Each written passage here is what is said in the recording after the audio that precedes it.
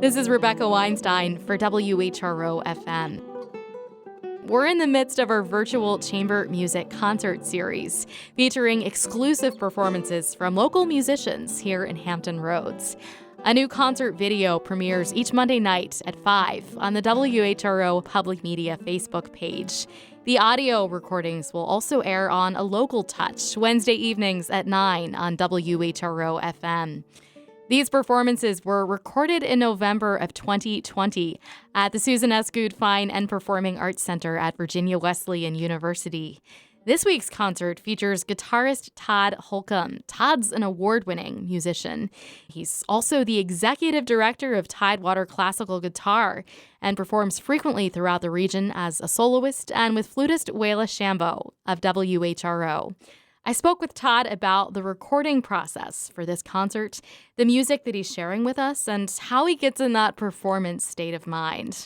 I imagine the process of recording a recital is so different from doing a live performance. So, in this kind of shortened concert, for example, how did you kind of get yourself into that performance mindset? And not get psyched out, Right. No, I mean, there's plenty of psyching out. But, it's really different from live performance in that you start to feel like you want everything to be perfect when you're recording. The video's rolling and you want it to be like a performance, so you're in this weird kind of middle ground.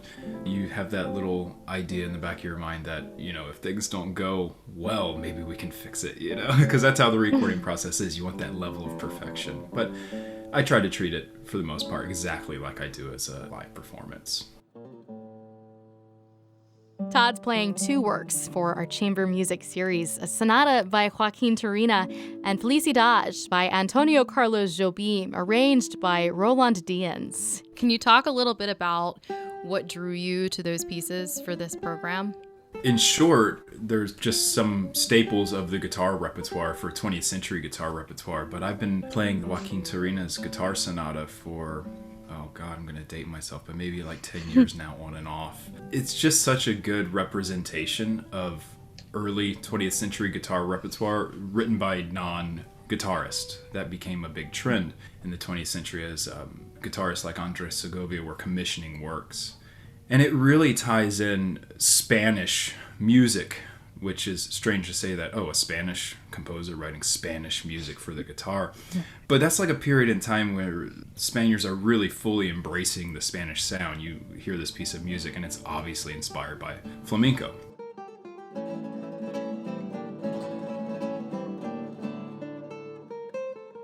Todd mentioned that when he performs that piece by Turina, he likes to visualize the artwork of the Spanish painter Francisco Goya. Could you talk a little bit more about that connection for you? It's funny. I first thought of that connection when I was competing with the piece of music, because when you're competing, you're really trying to get into this really focused mindset. So one thing I used to do is just go for visualizations. And, the music of Turina, it's 20th century, but it's not like breaking the mold. It's not like modern.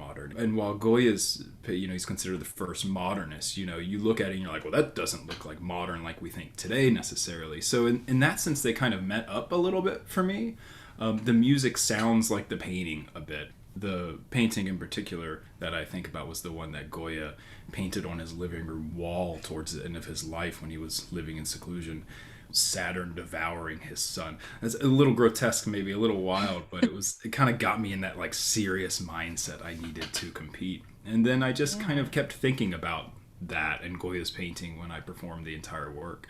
It kind of seemed to work for me and match up, and it gets you in that Spanish mindset. Yeah. Is that something you do with other pieces of music? Kind of have these symbols in mind to stay focused and in the right state of mind? Yeah, definitely. Whether it's something specific like the paintings of Goya, or it's just kind of imagery or a certain emotional feeling to a piece of music, I think it's really helpful. And it's a way for you to get past thinking about what you're doing, the whole thing where... I can see that, actually. I feel like that would really take your mind off of your technique, which, as a performer, you don't want your mind on that by the time you get to the stage. Kind of past the point of no return at that point, I suppose. Yeah, once you think about what you're doing. Then you can't do it. Yeah. it works in your practice room, right? Because like you're so Yeah. focused on that. But then once you're performing, it's just a whole different set of synapses firing in the brain, which, you know, like my teacher at Peabody, Julian Gray, one of his famous sayings was just like, there is no substitute for a performance. And it's totally right. And I think that's where like finding that imagery started kind of coming in, because the more you're performing it, you're trying to get past that level, then you can start to rely on other things. In addition to that Tarina piece, Todd's playing an arrangement by Roland Diens, music originally written by Jobim for the French-Brazilian film Black Orpheus. You could talk forever about why guitarists love Roland Diens' music. He was a French guitarist who had one foot in the jazz world and one foot in the classical world, and was also really inspired by world music and popular music, and really just a virtuoso player. So he understood the instrument so well. And when you hear his music or play his music, you get to hear all these special effects. Just a guitarist writing for the instrument that knows it so well, can use it to its full potential. And on top of that, his arrangements and his compositions are just really interesting. From the harmonies to the melodies, the rhythmic elements, obviously, in the Felicidade. And who doesn't love Jobim? Who doesn't love Brazilian music?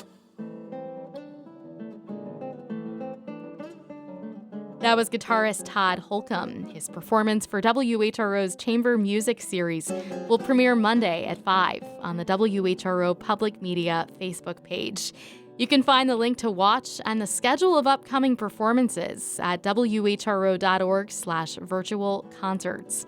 This series is partially supported by funding from the Virginia Commission for the Arts and the National Endowment for the Arts. For WHRO FM, I'm Rebecca Weinstein.